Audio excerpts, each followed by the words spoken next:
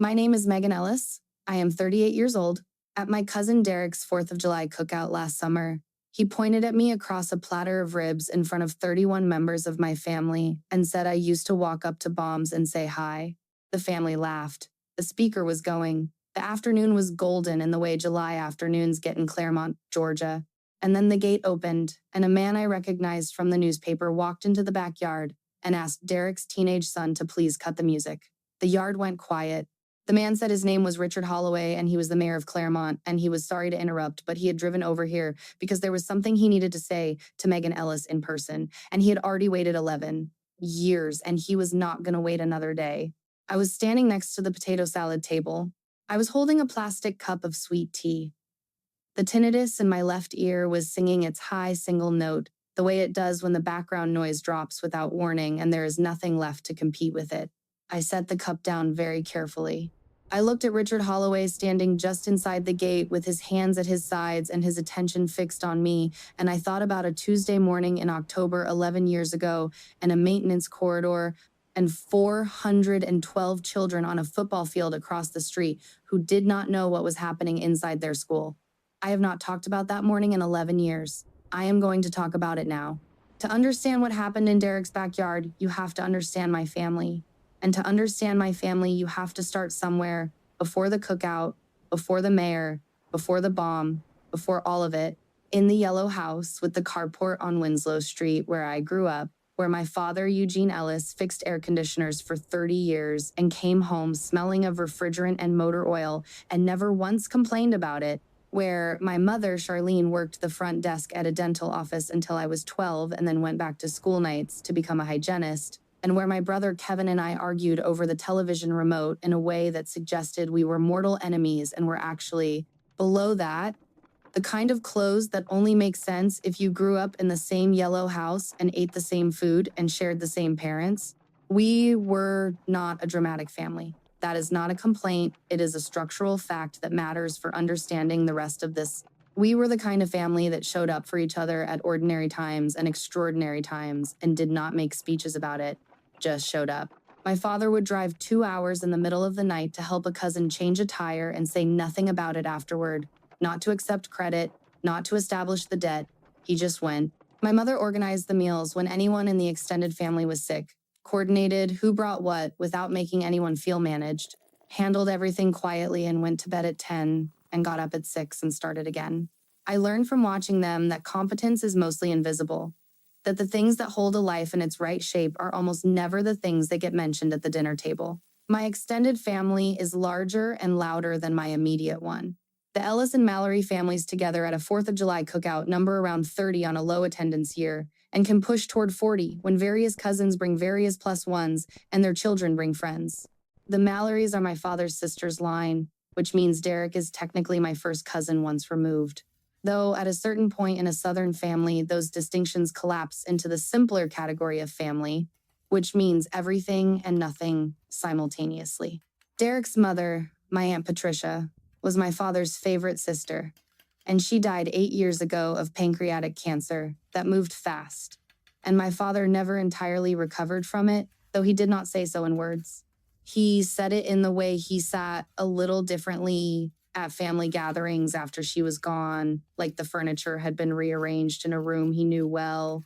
Derek is 44 years old, and he has been the success story of the family since he was 22 and talked his way into a management track position at a dealership in Macon. He sells trucks now. He owns 3% of the franchise. He has a boat on Lake Sinclair called the Negotiator and a house in the new development outside town where the HOA maintains the common areas and sends letters about grass height, and there are 3-car garages on every house, one of which contains the boat in winter and a motorcycle Derek has been meaning to ride for 3 years. He is a person who has achieved the life he said he would achieve, which is worth respecting, and he is genuinely funny and good at filling rooms with warmth, and he hosts a good cookout with excellent ribs. These things are true. They exist alongside the other true thing, which is that Derek measures lives by the metrics he himself has chosen, and in those metrics, my life for most of its history has not registered as particularly legible. I am the daughter of a quiet man who fixed machines and a capable woman who worked steadily and asked nothing extravagant of the world. I am not a person who announces myself.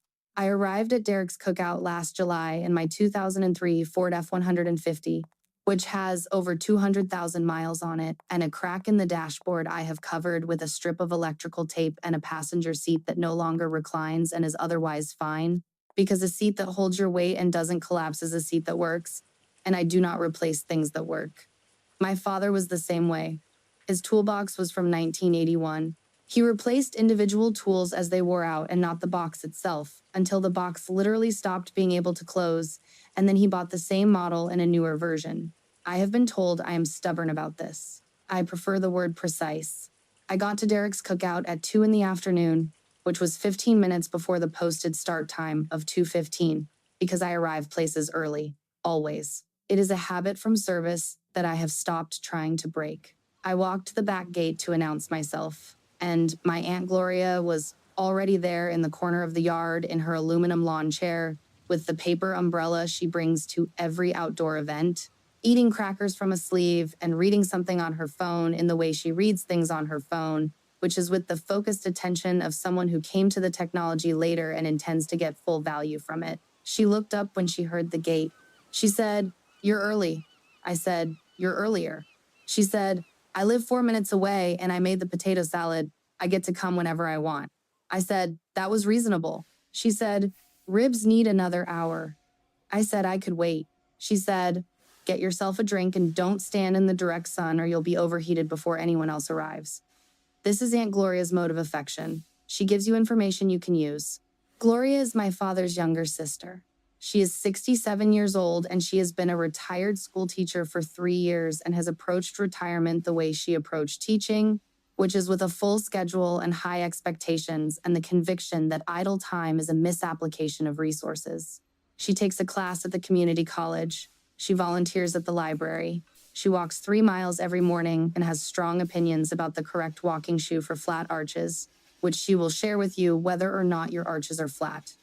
She has been the person in my family who has always spoken to me like I had a working mind from the time I was a child. When I was 9 and took apart the clock radio in my parents' bedroom and reassembled it incorrectly so that it played static at 3:45 in the morning instead of the morning program my father liked, every other adult in my family communicated some version of concern about my tendency to interfere with mechanical objects. Gloria looked at the situation and said, "You put the oscillator lead back in the wrong terminal." She showed me where it went. Then she said, "Next time, draw a diagram before you disassemble so you have a map back." I was 9. She spoke to me like I was a professional who had made a correctable error. I have never forgotten it.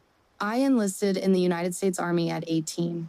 I did not announce it broadly in advance. I told my parents first, in the kitchen on a Wednesday morning, because the kitchen on a Wednesday morning is where my family had the real conversations, not the ceremonial ones.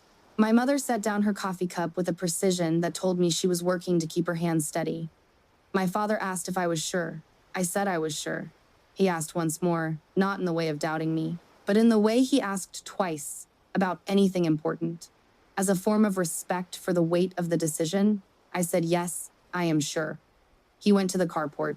I could hear him out there moving things around in the way he moved things around when he was processing something large, which for my father manifested as organizing the space around him rather than speaking. My mother and I sat at the kitchen table. She asked me what I was going to do in the Army. I said I wanted to do EOD. She said, "What is EOD?" I said, "Explosive Ordnance Disposal." I said it is the people who find and neutralize unexploded devices. She looked at me for a long time. She said, "Bombs." I said, "Those and other things. Unexploded munitions, IEDs, legacy ordnance from previous conflicts, improvised devices." She was quiet. Then she said, "Why?" I said, "Because somebody has to do it, and I think I'm good at the right kind of thinking for it."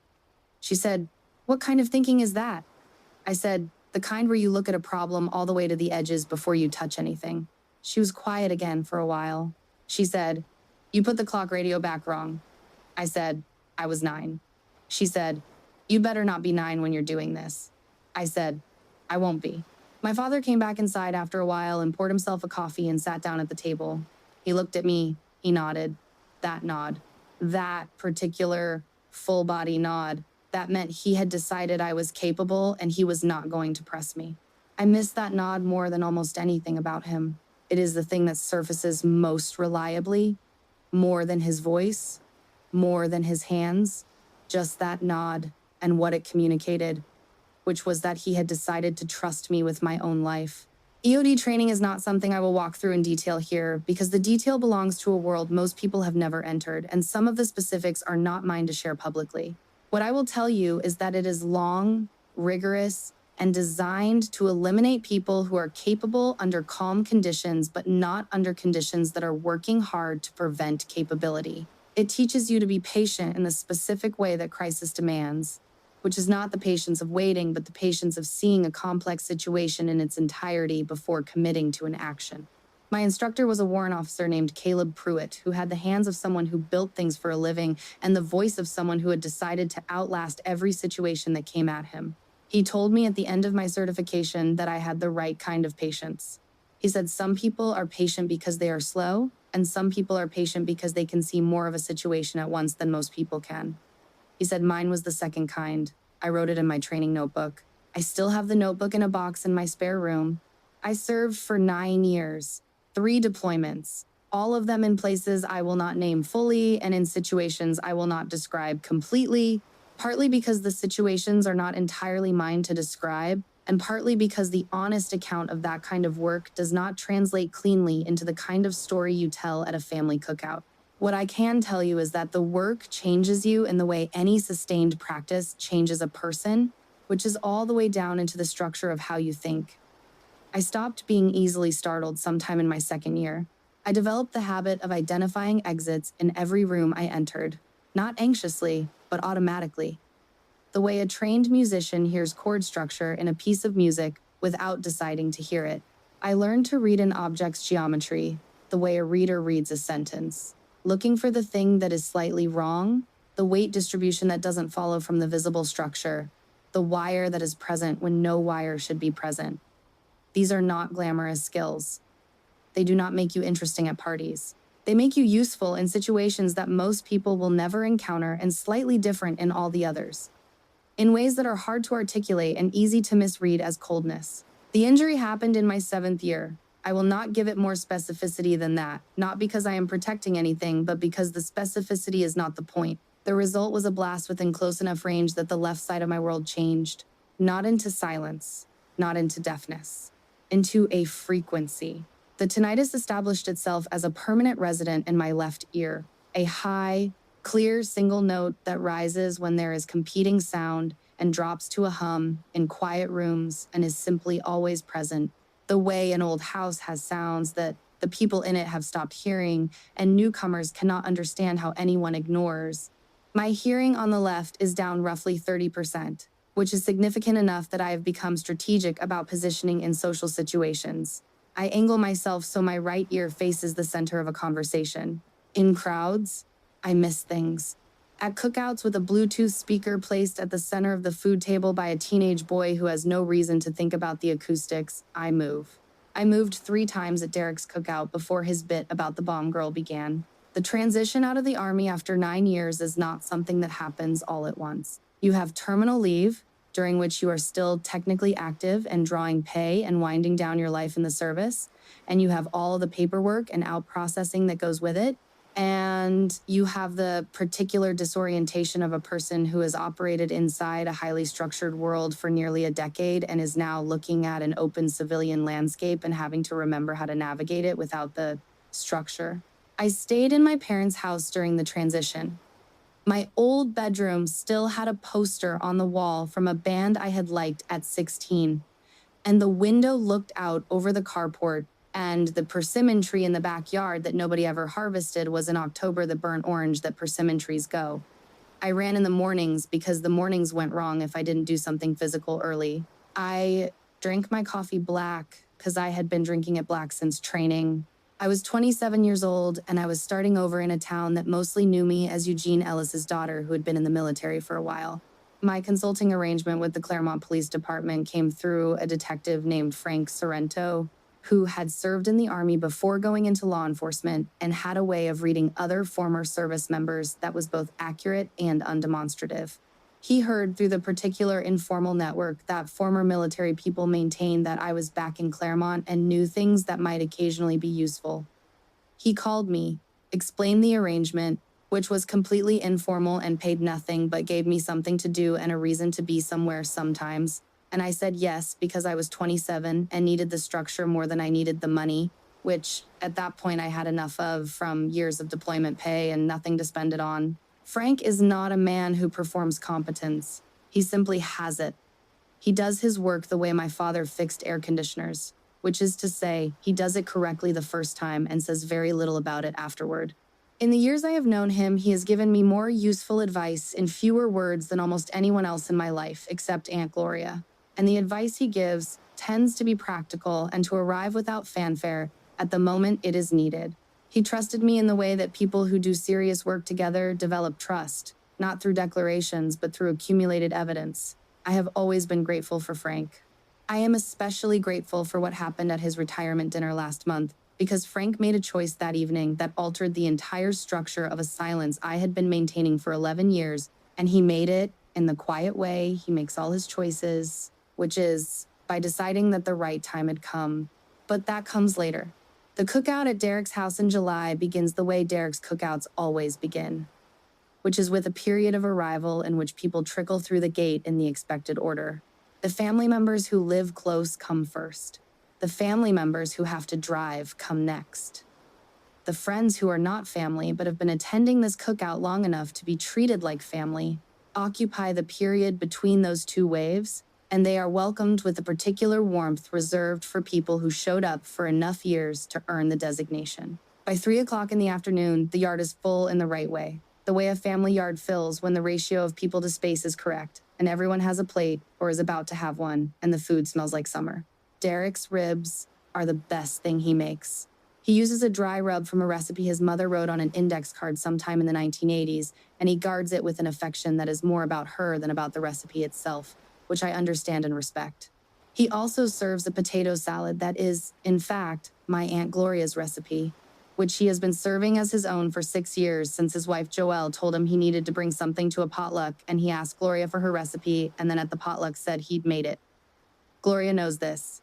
Every year she lets it go until a moment in the cookout when a new family member or guest compliments the potato salad, and then she says, in a perfectly pleasant tone, "Yes, it's a good recipe. I developed it in 2004. She has the timing of a comedian. She delivers it without cruelty, and without looking at Derek. He has never once argued with it. Brianna is Derek's older daughter. She is 17, and she is at the age where the adults in her life are becoming specific people to her rather than categories, which is a developmental milestone I find genuinely interesting to watch happen in real time. At this cookout, she was going around the yard with her phone in her hand and asking various relatives what they did for work, not in a performative way, but in the way of someone who has recently discovered that the people she grew up thinking of as simply family have entire histories she knows nothing about. She came to me first, which I appreciated. She asked me what I had done exactly, because she knew I'd been in the Army and knew it involved something technical. I told her EOD. I explained the acronym.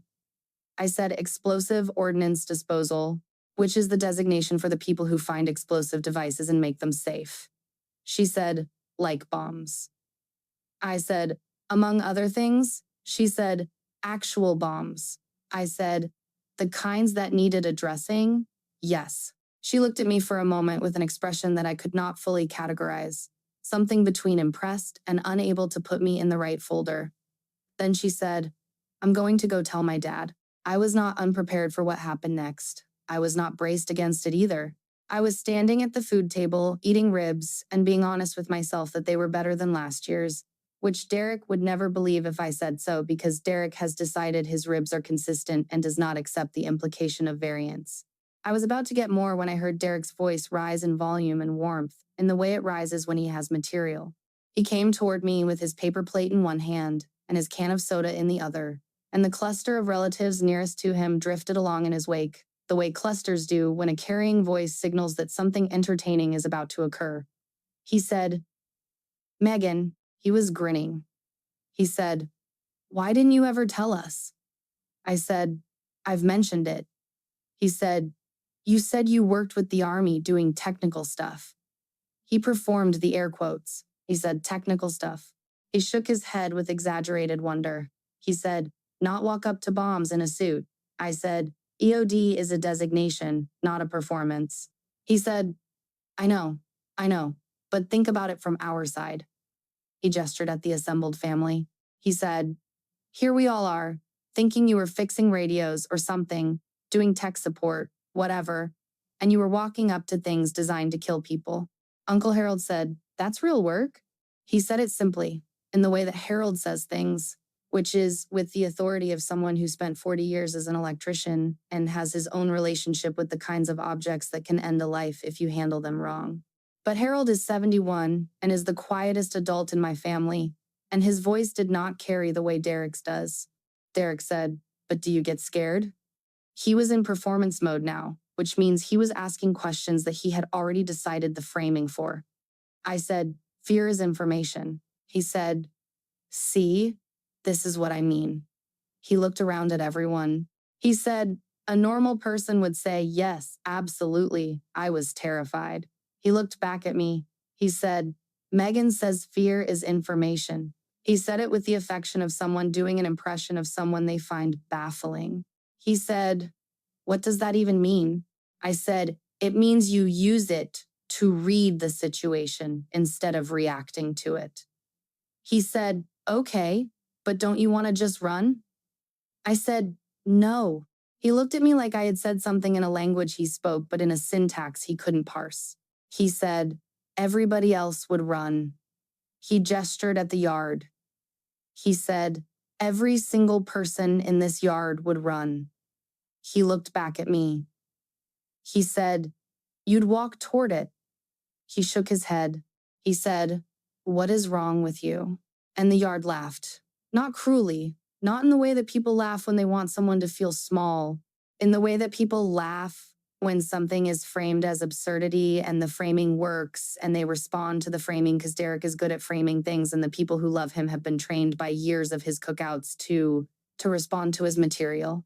31 people in a July backyard with ribs and potato salad and sweet tea in plastic cups and the speaker going and the smell of wood smoke and charcoal.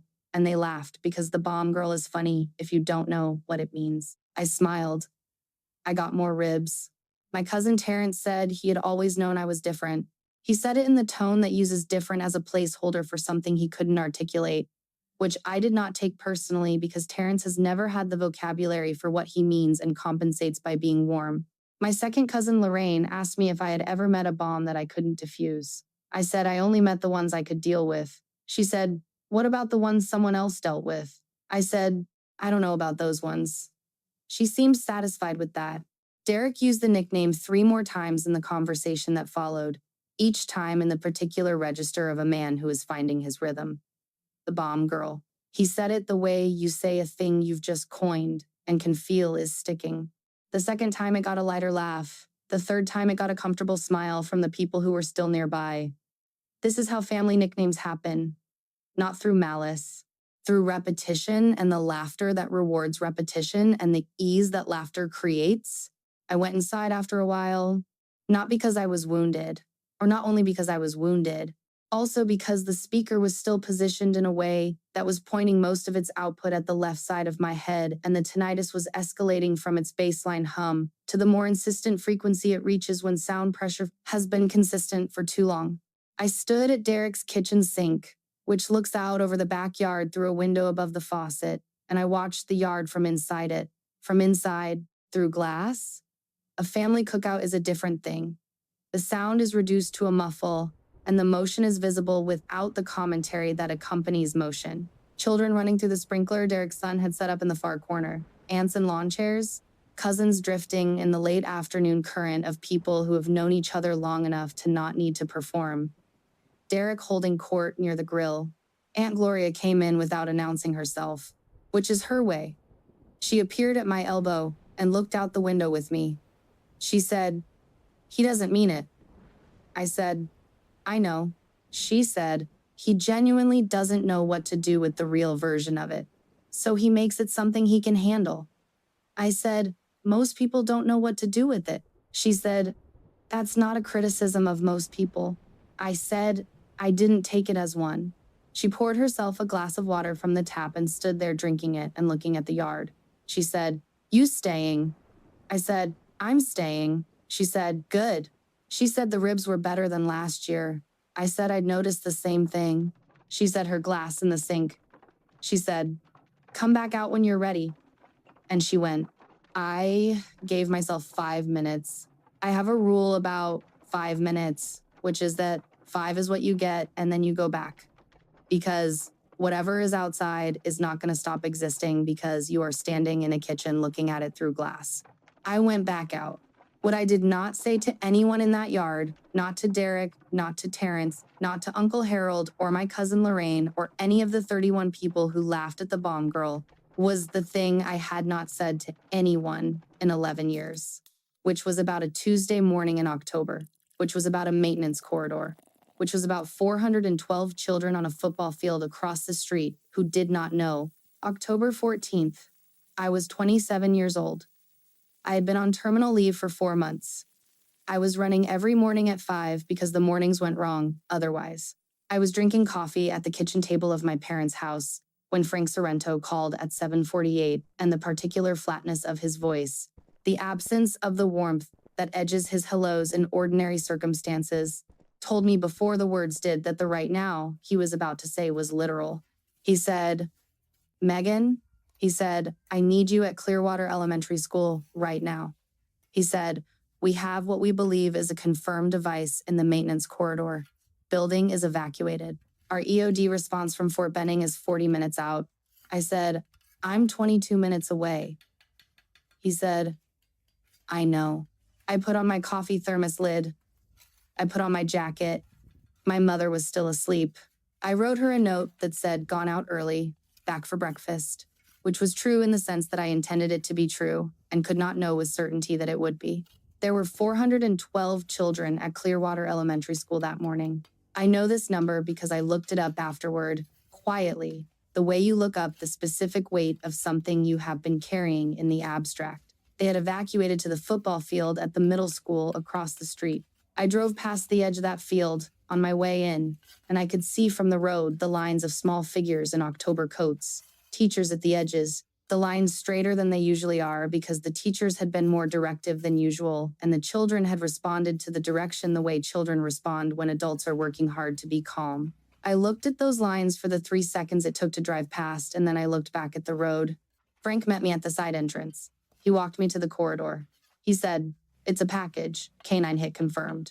Visual from the door shows irregular shape, and there's a component visible from the exterior of the package that the dog handler said was consistent with triggering mechanism component. He said, "I know you're not active." He said it not as a disclaimer, but as a fact he was acknowledging. I said, "I know." He said, "If you want to wait." I said, "Where's the principal?" He said, "Out with the students." I said, "All right, let me see it. I will tell you what I know how to tell you about the next 43 minutes. The device was a cardboard box against the wall of the maintenance corridor, placed in the corner between a utility shelf and the west wall. It was not the work of an expert. The absence of expertise was, as I have said, the most dangerous part of the problem, because a device built by someone who knows exactly what they are doing is predictable in its mechanism.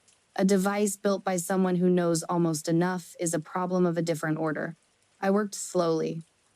This is not bravery. Bravery implies a choice made against the grain of instinct. What I do when I work does not feel like bravery from the inside. It feels like reading. My training made me into someone who could read an object the way a trained reader reads a difficult text patiently, without assuming that the first interpretation is the correct one, looking at each element in relation to the others before forming a conclusion. I read the device. I read the primary trigger mechanism. I understood it. I began to address it. And then I found the secondary trigger. It was in the underside of the package. It was wired in a configuration that would have activated if the primary mechanism had been disrupted in the most obvious way. It was, in other words, designed to kill the person who tried to disarm it. It was designed to kill me. I sat with that for 6 seconds. I know it was 6 seconds because I counted, as I have counted in every comparable situation since training. because counting gives the mind something to do with the information while the body catches up to what is required. 6 seconds. Then I moved. I addressed the secondary trigger first. This was the correct order. Then I addressed the primary mechanism. Then I sat back on my heels in the maintenance corridor of Clearwater Elementary School, and the silence in that corridor was very complete, and the tinnitus in my left ear sang. Frank said, "Ellis." He was at the end of the corridor with the radio. I said, "It's done." He said, "Both." I said, "Both." There was a pause that was not long but felt like it had mass. He said, "Jesus Christ." I said, "Get the Fort Benning team here for collect and documentation." He said, "They're 11 minutes out." I said, "All right." I walked back through the corridor. I walked out the side entrance into the October morning. I sat in the driver's seat of Raymond, and I held my hands in my lap for 3 minutes. They shook a little. They always shake a little after. 3 minutes is enough. Then I drove home. My mother had gotten up. She had kept the rest of my breakfast warm on the stove, eggs and toast, the way she always did when I was home and up early. I said I'd been out for a run that went long. She said, "You're going to ruin your knees doing that on pavement." I said I'd stretch more. We ate together at the kitchen table. I did not tell her where I had been. I did not tell anyone where I had been. There was a police report filed by Frank and classified at a level that kept it out of the local paper. The Fort Benning team did their collect and documentation. The investigation that followed moved through the system in the slow, careful way those investigations move. The person responsible was identified and the case was prosecuted. None of that part was public in a way that connected it to Clearwater Elementary School on October 14th. The school reopened on Wednesday.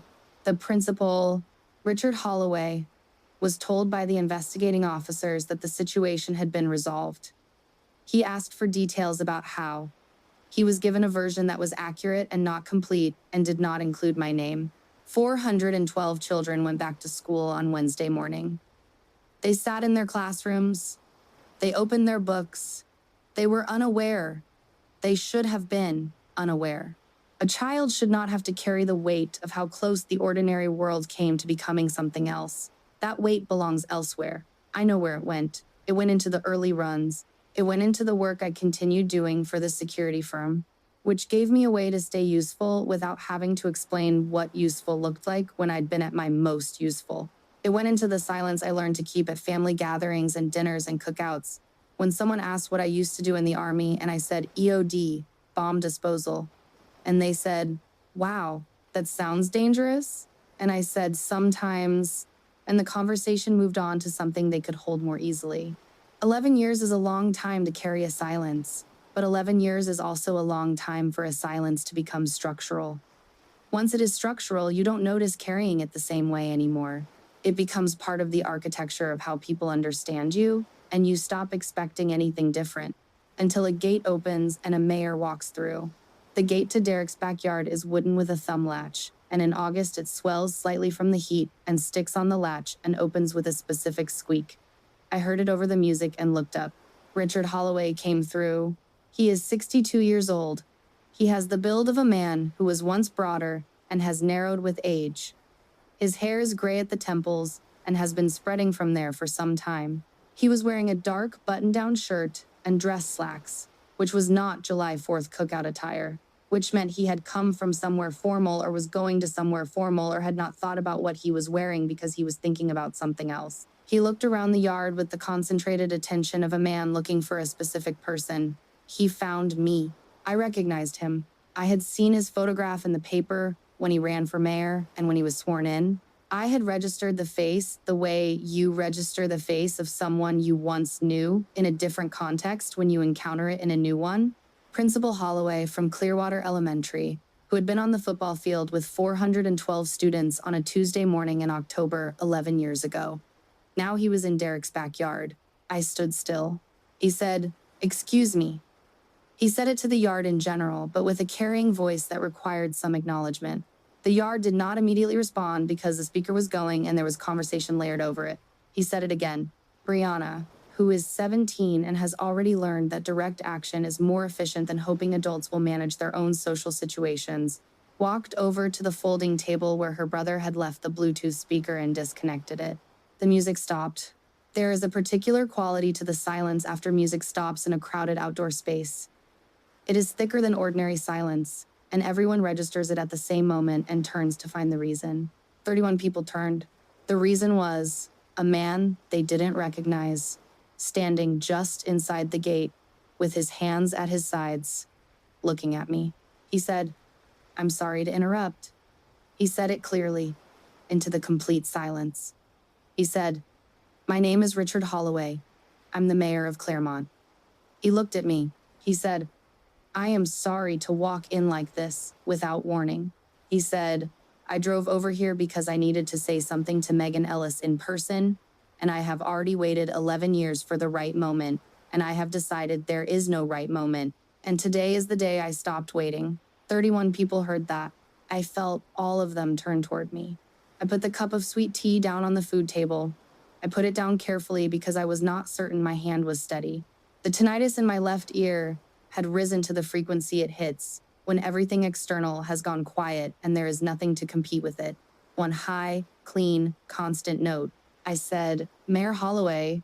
He said, "You know who I am." I said, "Yes, sir." He reached into his shirt pocket and took out a folded piece of paper. He looked at me. He said, "I wrote some of this down because I know myself, and I know if I don't write things down in situations like this, I will not say them correctly." He unfolded the paper. He looked at it for a moment. Then he folded it back up and put it in his pocket and looked at me directly.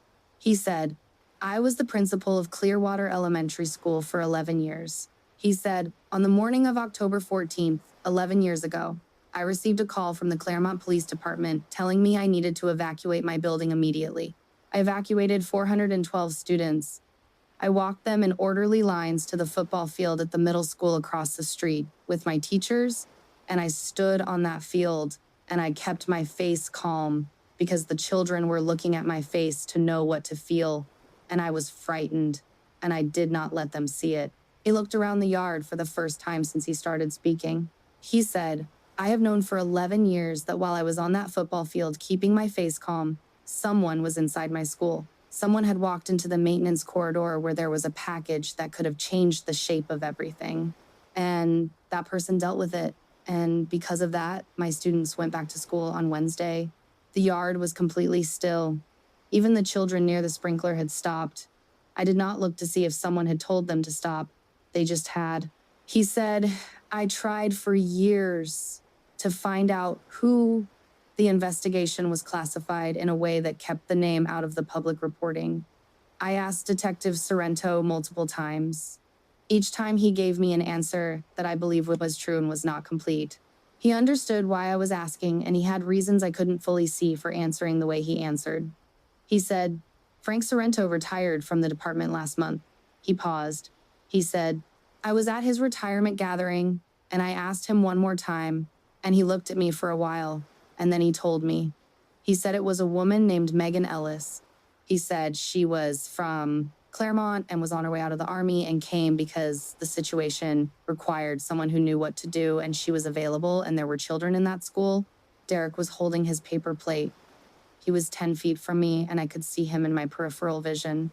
His face had done something I had not seen it do before, which was go still and open at the same time.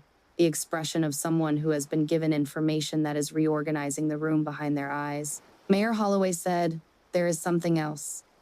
He said, "There are elements of what happened in that corridor on October 14th that were classified for several years and were declassified 2 years ago." He said, "The declassified report went to the police department and not to him. And it was only at Frank Sorrento's retirement dinner last month that he learned the full version." He said, "There was a secondary trigger on that device. Someone in the yard made a sound. A small, involuntary sound. I did not look to see who."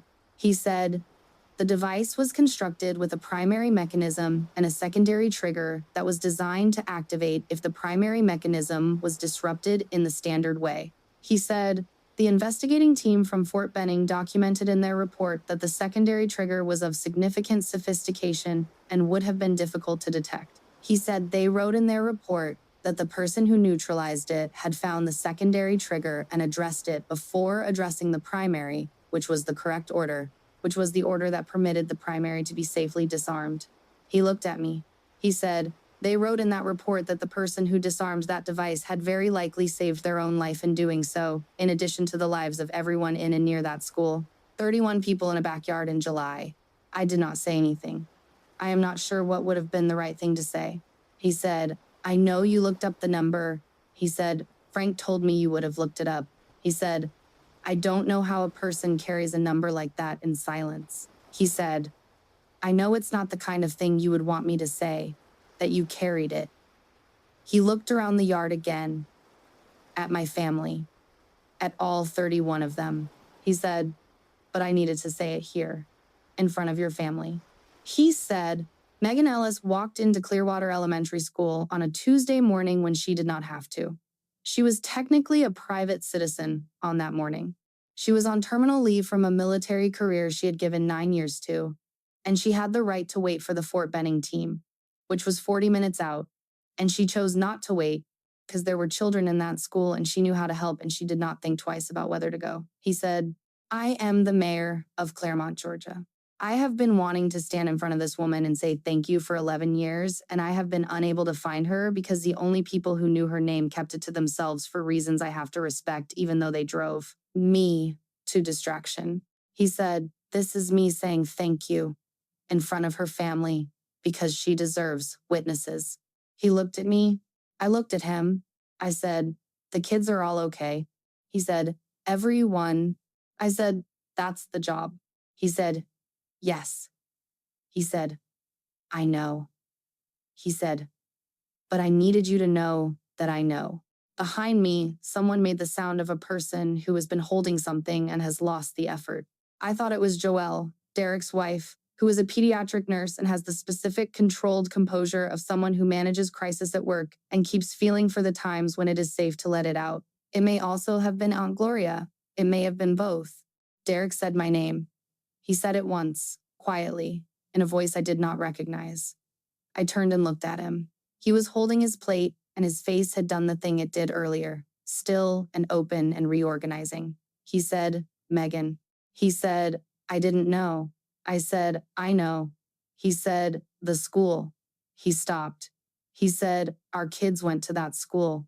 And then I remembered what I had filed away in the category of facts that don't need to be held actively, which was that Derek's 2 older children had been at Clearwater Elementary 11 years ago. Sophie would have been in 2nd grade, Marcus in 4th. They were 2 of the 412. Derek set his paper plate down on the arm of the nearest folding chair. The plate tilted and fell, and he did not catch it. He looked at me for a long moment. His eyes were red. He said, "Why didn't you tell us?" His voice was not accusatory. It was the voice of someone who has just understood a long misunderstanding and is trying to locate where in time the misunderstanding started and what it means for everything between that point and now. I said, "It wasn't mine to announce. That's not what the work is." He said, "But you were at our house last Christmas." He said, "Sophie and Marcus were right there at the table." He said, "You sat across from them." He said, "And you know what you did, and you just..." He stopped himself. He looked at me. He said, "What does that feel like?" And I realized it was the same question he had asked 20 minutes earlier as part of a performance, and it was a completely different question now, coming from a completely different place. I said, "It feels like what happened already happened, and there's nothing to add to it by talking about it." He looked at me for a long time. He said, "I called you the bomb girl." He said it in a whisper. I said, "It's not technically inaccurate." He let out a breath that was not quite a laugh and not quite anything else and turned away and put his hand over his face for a moment. Mayor Holloway was still near the gate. I hadn't forgotten him. I said, "Mayor." He said, "Yes." I said, "How did you know I was here today?" He said, "I was invited to the neighborhood block party 2 streets over." He gestured in a direction that contained the rest of the development. He said, "I was talking with a woman named Patricia Odom who knows your family, and she mentioned there was a cookout at the Mallory house and that you were in town visiting." He said, I have been waiting 11 years to find the right time, and I have been terrible at creating the right time. And I looked at the situation and I thought, I am 2 streets away from Megan Ellis, and I have spent 11 years not finding the right time. He said, I hope it was not too intrusive. I said it was not too intrusive. He reached into his shirt pocket again and took out the folded piece of paper he had put back earlier. He said, the city council voted last month on the naming of a room in the new community center. He said, it is a training room. It is used specifically for emergency preparedness and first response training, which is to say it is a room where people learn to be calm and capable under conditions that are designed to prevent that. He said, with the declassification of the report and with Frank's account of October 14th, I brought a name to the council. He said, the council voted unanimously. He said, if you'll allow it, that room is going to be called the Megan Ellis Emergency Response Suite. I want to tell you honestly that this was the moment I came closest to losing whatever composure I had managed to maintain. Not the speech, not the secondary trigger disclosure, not Derek with his red eyes saying I called you the bomb girl. The room, the specific room in a specific community center in Claremont, Georgia, where people would come to learn how to be steady under pressure, carrying my name on its door. I don't entirely know why that was the thing, but it was. I said, you don't have to do that. He said, I know. I said, I mean it. He said, I know you mean it. He said, we want to anyway. He said, the people of this community should have somewhere that tells them something true about what steadiness under crisis looks like. He said, I can't think of a better name for it, Aunt Gloria said, from her corner of the yard, from her aluminum chair under her paper umbrella. I think that's just about right. Nobody said anything for a moment. Then my cousin Terrence said, wait. He said, I thought she was fixing radios. And somehow, in the way that families cycle back to their own register when the weight of a moment threatens to become more than the yard can hold, several people laughed. It was a different laugh than the one from 40 minutes earlier. That laugh had been aimed at me. This one included me, made space for me, acknowledged that I was the same person who had been standing next to the potato salad the whole time but was now in a different relationship to every other person in that yard. I said, nobody was fixing radios. More laughter. Joelle went inside and came back with a plate of ribs and a glass of sweet tea and gave them to Mayor Holloway with a directness that made clear it was not optional. He accepted them with the genuine gratitude of a man who had been focused on something for so long that he had forgotten to eat. He sat in a chair someone brought out from inside, and he ate, and he answered questions from the cousins and from the children, and I could see a person who was relieved, not the relief of having done something difficult, the relief of having returned something to its proper place after carrying it for a long time. Derek came and stood next to me while the mayor was eating. He was quiet for a while. Then he said, that training room. I said, yeah. He said, Marcus and Sophie should be at the opening. He said it quietly, like he was working through the logic of it rather than stating something he had already decided, like he was arriving at it in real time. I said, that would be fine. He said, we should all come. I said, it's up to you. It was quiet again. Then he said, I'm sorry about the bomb girl thing. I said, Derek. He said, no, I mean it. I said, I know. He said, it's not funny now. I said, it's fine. He said, it's not fine. I said, it really is. He looked at me. He said, how are you not angry with me right now? I thought about that honestly for a moment. I said, I've had 11 years of practice at people not knowing. He looked at me for a long time. He said, that's the saddest thing you've ever said to me. I said, it doesn't feel sad from my side. He said, it's a little sad. I said, maybe a little. He went inside and came back with a beer and stood next to me watching his kids run through the sprinkler with the younger cousins. And the afternoon went on the way July afternoons do when they've held something heavy and are now slowly releasing it. The speaker came back on at some point, low this time, the way music sounds when someone has recalibrated what the gathering needs. The light went golden. People drifted back to their conversations. The cookout found its shape again. a slightly different shape than before, wider in some way, with more room in it. Aunt Gloria came and stood on my other side. She said nothing for several minutes. Then she said, "Your father would have liked that." I said, "The speech." She said, "The room?" She said, "He always thought your name should be on something." I said, "He never told me that." She said, "He told me." She said, "He used to say, she does things that don't get noticed." I'd tell him, "It gets noticed eventually, Gene." She called my father Gene, only she called him that. She looked out at the yard. She said, "He'd have cried." I said, "Probably." She said, "I almost cried." I said, "It was close." She made a sound of mild offense. She said, "I did not cry." I said, "You almost cried." She said, "Those are two very different things." She went back to her chair. Mayor Holloway left around 6. He shook my hand at the gate. He said, "I'll be in touch about the opening ceremony." I said, "I'll be there." He said, "Thank you, Megan." He said it simply. In the register of someone returning something borrowed, an account finally settled. I said, "Take care of yourself, Mayor." He nodded and went through the gate, and the gate swung back on its latch with the same squeak it had opened with, and then he was gone. The cookout went until almost 9.